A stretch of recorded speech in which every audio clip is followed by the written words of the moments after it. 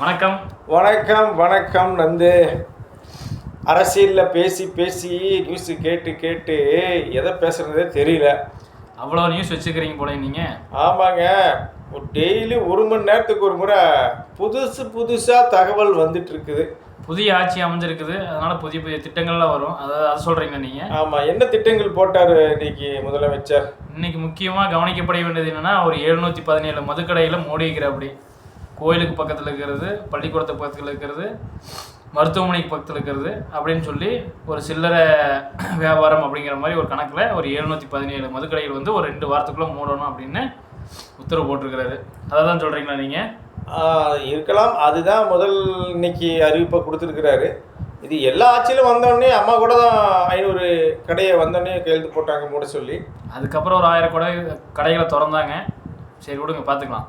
சரி, இவர் எத்தனை திறக்கிறாரு எத்தனை மூடுறாரு அப்படின்னு. அதுக்கப்புறம் சட்டமன்றத்தில் பார்த்தீங்கன்னா ஒரே நகைச்சுவை கதையெல்லாம் சொல்லிக்கிட்டு பரஸ்பரமாக எல்லாம் பேசிக்கிட்டாங்க. ஆமாம், இன்றைக்கும் விட்டு போன தலைவர்கள் வீட்டுக்கெல்லாம் போய் சந்தித்தார் மாண்புமிகு முதல்வர் அவர்கள். ஆமாம், ரொம்ப முக்கியம். பரவாயில்ல, முஸ்லீம் லீக் கட்சி தலைவர்களையும் அப்புறம் திருமாவளவன் ஐயா அவர்களையும் போய் பார்த்துருக்குறாங்க. ரொம்ப ஒரு யாருமே, அதாவது அதிமுக சார்பில் சிவி சண்முகம் அலுவலகத்துக்கு போய்க்கிறப்படி தவிக தலைவர் விஜய், மாண்புமிகு முதலமைச்சர் அவர்கள். ஆனால் எடப்பாடியார் போய் சந்திக்கலை. இது வரைக்கும் நம்ம பேசிட்டு இருக்கிற வரைக்கும் அவர் போய் சந்திக்கலை. நியாயப்படி பார்த்தா அதிமுகனா நீங்கள் எடப்பாடியாரை தானே பார்க்கணும். அவர் தான் கழக நிரந்தர பொதுச் செயலாளர் அப்படின்னு ஒரு போஸ்டிங் போட்டு உட்கார வச்சுக்கிறாங்க. இப்படித்தான் அம்மாவையும் போட்டு உட்கார வச்சிங்க. அதுக்கப்புறம் விதியவே மாற்றிட்டாங்க. விதியவே மாற்றி நிரந்தர பொதுச் செயலாளருங்கிறத தூக்கிட்டு அம்மாவை தூக்கிட்டு இப்போ எடப்பாடியார் இருக்கிறார். நிரந்தர பொதுச் செயலாளருக்கு இன்னைக்கு பிரச்சனை ஆகி போச்சு. என்ன பிரச்சனையா? அதிமுக பிளவுபட்டது. இன்னையோட ஹாட் டாபிக்கே அதுதான். நீங்கள் சொல்கிறது எனக்கு ஒன்றும் புதுசாக ஒரு திடீர்ப்பா ஒரு பதட்டமாகவோ இல்லை. ஏன்னா அது ஏற்கனவே ஒரு 10 முறை உடஞ்சிருச்சு. ஆரம்ப கட்டத்திலேருந்து எம்ஜிஆர் அவர்கள் இறந்த போதுலேருந்து ஜெயலலிதா அணி ஜே அணி அப்படின்னு பிரிஞ்சது. அதுக்கப்புறம் அம்மா இறந்ததுக்கப்புறம் ஓபிஎஸ் ஒரு அணி, எடப்பாடியார் ஒரு அணி வந்துச்சு, சசிகலான்னு வந்துச்சு. அது சசிகலா விசஸ் பழனிசாமி அப்படிங்கிற மாதிரி ஒரு பிளவு போச்சு. இத்தனை பிளவுலாம் போயிருக்குது. அதனால் பிளவு அது சாதாரணம், நடக்கிறது தான், இயல்பு தான் அப்படிங்கிற மாதிரி கடந்து போக வேண்டியதாக இருக்குது. ஏன்னா அந்தளவுக்கு பிரிஞ்சிருக்கு. அதிமுகனுடைய தலைவிதியே இதுன்னு நினைக்கிறேன். ஆமாம். நான் என்ன நினைக்கிறேன்னா, ஒரு நடிகரால் உருவாக்கப்பட்டு ஒரு கட்சி இன்னொரு நடிகரால் அது மூடு விழா. ஆமாம், அதுக்கு ஒரு மூடு விழா நடத்துகிறாங்கன்னு நினைக்கிறேன். சரி, பார்த்தீங்களா இன்னைக்கு நியூஸ் எல்லாம்? பார்த்தேங்க. சிவி சண்முகம் அவருடைய தலைமையில் ஒரு அணியும் இருக்கிறாங்க, எடப்பாடியார் தலைமையில் ஒரு அணியும் இருக்கிறாங்க. எடப்பாடியார் தலைமையில் தான் லெட்டர் கொடுத்துட்டாங்களே, எங்களுக்கு 47 எம்எல்ஏ கையெழுத்து இருக்குது, இவர் தான் அவை தலைவர் அப்படின்னு சொல்லிட்டு. ஆனால் சிவி சண்முகம் தரப்பு மறுக்கிறாங்களே. அவங்க தனியாக ஒரு கொடரா போடுறாங்க, அவை தலைவர் போடுறாங்க, அவங்களுக்குள்ளேயே போஸ்டிங்கெல்லாம் போட்டுக்கிறாங்க. அது விட முக்கியம், சிவி சண்முகம் ஓப்பன் ஸ்டேட்மெண்ட் கொடுக்குறாரு, நாங்கள் 100% தாவேக்காவுக்கு ஆதரவு கொடுக்கிறோம் என்று. ஆதரவு கொடுக்குறான்னு சொல்லியிருக்கிறாரு. அதனால் தமிழக வெற்றி கழகத்தின் தலைவரும் முதலமைச்சரும் சிவி சண்முகத்துறை அலுவலகத்துக்கு போய் சந்திச்சுக்கிறாரு. அதனால் எடப்பாடியை தவிர்க்கிறாருன்னு நினைக்கிறேன். எடப்பாடியார் ஆதரவு கொடுக்க மாட்டேன்னு சொல்லிட்டாங்க. இதை விட முக்கியம், திமுகவிட்ட போய் ஆதரவு கேட்டு எடப்பாடியார் ஆட்சி அமைக்கிறதா உள்ள குற்றச்சாட்டு பேசிட்டு இருந்ததா சிவி சண்முகமே ஒரு குற்றச்சாட்டு சொல்லிக்கிறாரு. அது மாதிரி அதை பேஸ் பண்ணி தான் ஒருவேளை டீம் பிரிஞ்சிருச்சோ, சிவி சண்முகம் எடப்பாடியார் டீம்னு. அந்தளவுக்கு இருக்குமான்னு தெரியாது, ஆனால் சந்தேகிக்க வைக்குது. ஏன்னா வெளிப்படையாக பேசிக்கிற அப்படி சிவி சண்முகம் அவர்கள். ஆனால் அதுக்கு உண்டான ஆதாரத்தை வெளியிடணும். இல்லைன்னா அது சும்மா ஒரு செங்கோட்டையன் அவர்கள் எப்படி ஒருங்கிணைந்த அதிமுகவை தான் ஒருங்கிணைக்கிறதுக்காக தான் நான் வெளியே அப்படி தான் குரல் கொடுத்தேன், அதனால என்னை வெளியேற்றுறாங்க அப்படிங்கிற மாதிரி ஒரு குரல் வந்துச்சோ, அது மாதிரி தான் சிவி சண்முகம் குழுவும் அப்படி தான் இருக்கும்னு நினைக்கிறேன் நான். இன்னும் இதை விட சிவி சண்முகமும் எஸ்பி வேலுமணியும் அமைச்சர் பதவிக்காக தாவேக்காவுக்கு கொடி தூக்குறாங்கன்னு சொல்கிறாங்க. அது கம்யூனிஸ்ட்டும் விசிகாவும் உள்ளே வர்றதுக்கு முன்னாடி இவங்க ஆதரவு கொடுத்துருந்தா அவங்க இந்த டிமாண்டை வச்சுருக்கலாம். அதாவது மினிஸ்டர் போஸ்ட் கொடுங்க, நாங்கள் உங்களுக்கு ஆதரவு கொடுக்குறோம் அப்படிங்கிற மாதிரி. ஆனால் அது மாதிரி எதுவுமே இல்லாத சமயத்தில் ஆதரவு கொடுத்து என்ன பிரயோஜனங்கிறது தெரியலையே. காற்றிருக்கும் போது தான் தூட்டுறோன்னு, இப்போ சும்மா தூத்தி என்ன பண்ணுறது? ஒன்று அதிமுக கட்சியை காப்பாற்றணும், இல்லையா அந்த கட்சியிலிருந்து இப்போ ஓடிக்கொண்டிருக்கிற ரேஸில் ஜெயிச்சுட்டு இருக்கிற குதிரை தாவேக்கா மேலே தாவி உட்காரலான்ட்டு சிவி சண்முகம் குரூப் வந்து முயற்சி பண்ணுறாங்க. இருக்கலாம் அப்படி கூட இருக்கலாம். இனி வருங்காலத்தில் அதிமுக ஒன்று இருக்காது அப்படிங்கிறது கணிச்சு இவங்க தாவேக்காவுக்கு போகலாம். இப்போ 2 வருஷம் இருப்பாங்க, அடுத்த 5 வருஷத்தை முடியும் போது அவங்க தாவேக்காவோட உறுப்பினராக இருப்பாங்க, தாவேக்கா சார்பாக போட்டியிடும் செய்வாங்க. அதுக்கு உதாரணம் தான் நம்ம ஐயா செங்கோட்டையனும் எதிர்கட்சியில் போய் சேர்ந்த ஐயா ஓபிஎஸும். கண்டிப்பாக நடக்கும். ஆனால் இவங்கள சிவி சண்முகம், வேலுமணி, இன்னும் கூட ஒரு 5 முன்னாள் அமைச்சர்கள் எம்எல்ஏக்கள் நின்றுட்டுருக்குறாங்க.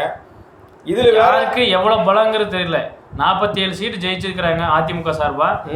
அதில் சிவி சண்முகம் அவர்கள் பக்கத்தில் பின்னாடி எத்தனை பேர் இருக்கிறாங்க, எடப்பாடியார் பின்னாடி எத்தனை பேர் இருக்கிறாங்க அப்படிங்கிறது இன்னும் வெளிப்படையாக யாருக்கும் தெரியல. இவ்வளோ அமைச்சர்கள் இவங்க பின்னாடி இருக்கிறாங்க, இவங்க இவ்வளோ அமைச்சர்கள் சிவி சண்முகம் பின்னாடி இருக்கிறாங்க, மெஜாரிட்டியாக யார் பின்னாடி இருக்கிறாங்க அப்படிங்கிறத வேணும். நாளைக்கு தெரிஞ்சு கொடுங்க. நாளைக்கு சட்டமன்றத்தில் வாக்கெடுப்பு வைக்க போகிறாங்க, தாவேக்காக்கு யாரெல்லாம் ஆதரவு கொடுக்குறாங்கன்னு. அப்போ வந்து சிவி சண்முக அணியில் எத்தனை பேர், எடப்பாடி அணியில் எத்தனை பேருன்னு சொல்லுவாங்க. ஆமாம், சட்டமன்றத்தில் அதிமுக வந்து எதிராக வாக்களிப்பு அப்படிங்கிற மாதிரி ஓப்பன் ஸ்டேட்மெண்ட்டே சொல்லியிருக்கிறாரு. யாரு? எடப்பாடியார் அவர்கள். சண்முகம் சொல்கிறாரு நாங்கள் ஆதரவாக வாக்களிப்போன்னு. அப்போ மெஜாரிட்டியாக எத்தனை வாக்குகள் விழுது, 120க்கு மேலே விழுகிற ஓட்டு எல்லாமே அதிமுகலேருந்து விழுகிற ஓட்டு, அப்படி தான் கணக்குன்னு வரும். சரி, அதிமுக ஓட்டு விழுகுது விடுங்க. இப்போ நீங்கள் நாங்கள் அதிமுகவுக்கு எதிராகவும் தாவேக்காவுக்கு ஆதரவாகவும் ஓட்டு போடுற எம்எல்ஏக்கள் என்ன பண்ணுவீங்க? எடப்பாடியார் டீமு பொறுத்து இருந்தால் பார்க்கணும். சட்டப்படி என்ன நடவடிக்கை இருக்கிறாங்களோ அதை அப்படி தான் பண்ணுவாங்க. கட்சி தாவல் தடை சட்டம் இருக்குது, கொடாரா இருக்குது. இப்போ 2 அணியாக இருக்கிறாங்க, அதான் மெஜாரிட்டி யார் பின்னாடி இருக்குதோ அவங்க சொல்கிறது தான் ஏற்றுப்பாங்க. அதுவும் இல்லாமல் இன்றைக்கி போய் அவைத்தலைவரை 2 டீமும் தனித்தனியாக மீட் பண்ணிக்கிறாங்க. அதான் தனித்தனியாக மீட் பண்ணி கொடுத்துக்கிறாங்க. அவைத்தலைவர் இவங்க தான் அதிமுகவுக்கு அப்படிங்கிற மாதிரி கொடுத்துருக்குறாங்க. இனி நாளைக்கு தான் தெரியும் அதுக்கான அதிமுகவுடைய அழிவு, பிளவு, என்ன சொல்கிறது, இன்னிலிருந்து ஆரம்பிச்சிருச்சு. அது இல்லாமல் அம்மா அம்மாவோட நினைவு மண்டபத்தில் போய் தனித்தனியாக வேற கும்பிட்டு வந்துருக்குறாங்க. ஆமாம், அதுவும் கவனிக்கப்பட வேண்டியது தான். ஏன்னா இப்போவே தெரிஞ்சிருச்சு, வெளிப்படையாக தெரிஞ்சிருச்சு 2 அணிகளாக இருக்குது அப்படிங்கிறது. எந்த அணியில் அதிகபட்சமான ஆட்கள் இருக்கிறாங்க அப்படிங்கிறத இப்போ நம்ம கவனிக்க வேண்டியதாக இருக்கும். விஜயோட பரபரப்பு முடிகிறதுக்குள்ளாரே ஒரே நாளில் அடுத்த பரபரப்பு நீங்கள் அரசியல் ஏற்படுத்திட்டீங்க. சோசியல் மீடியாவுக்கும் மக்களுக்கும் இன்னும் ஒரு ஹாட்டான நியூஸ் கொடுத்துட்டே இருக்கிறீங்க. பரவாயில்ல, அரசியல்வாதிகளெல்லாம் மக்களை தூங்க விடுறதில்ல. நம்ம நாளைக்கு வாக்கெடுப்பில் தெரிஞ்சு போயிடும் அதிமுகவோட அணிகள் எல்லாம் எப்படி பிரிஞ்சிருக்குது அப்படின்னு. ஒவ்வொரு நாளும் புதுப்படம் பார்க்குற மாதிரியே இருக்கு. ஆமாம், எல்லாரும் டிவி பார்த்து தான் உட்காந்துருக்குறாங்க.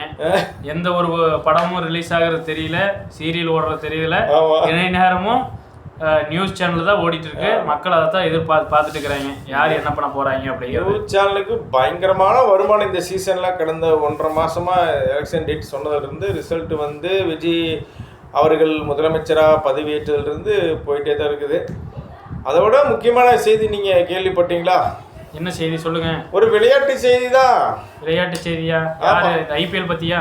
ஐபிஎல் பத்தி இல்லைங்க, அரசியல் விளையாட்டு. அரசியல் விளையாட்டா? சொல்லுங்க மகளா. ஆமா, ஐயா உயிர் திரு விடுதலை சிறுத்தைகள் கட்சியின் தலைவர் திரு திருமாவளவன் அவர்கள் சொன்னாரு, பேட்டி பேசியிருக்கிறாரு. கேட்டீங்களா?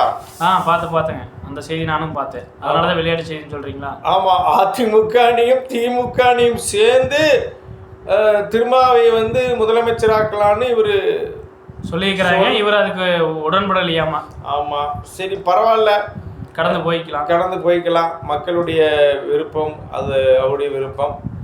இன்னைக்கு அவைத்தலைவர்கள்லாம் நல்லா பேசினாங்க, மக்களும் பரஸ்பர வாழ்த்துக்கள் கூறிட்டாங்க. எடப்பாடியாருக்கு வாழ்த்து கூறினாரு, உதயநிதி அவர்கள் வாழ்த்து கூறினாரு. நாளைக்கு எடப்பாடியார் போய் சந்திப்பாரா? அதான் கேள்வி. எடப்பாடியார் சந்திக்காததுக்கு காரணம் இவர் வந்து சிவி சண்முகம் டீமை சப்போர்ட் பண்ணுற மாதிரி தான் தெரியுது. மாண்புமிகு முதலமைச்சர் விஜய் அவர்கள் இனி நாளைக்கு வாக்கெடுப்பின் போது ஏ டீம் எது பி டீம் எது நமக்கு தெரியும்னு நினைக்கிறாங்க. கண்டிப்பாக பொறுத்திருந்து பார்ப்போம். நாளைக்கு வரைக்கும் நாளைக்கு நடக்கிறத நம்ம நேயர்களுக்கு அப்டேட் பண்ணுவோம். நன்றி, வணக்கம். நன்றி, வணக்கம்.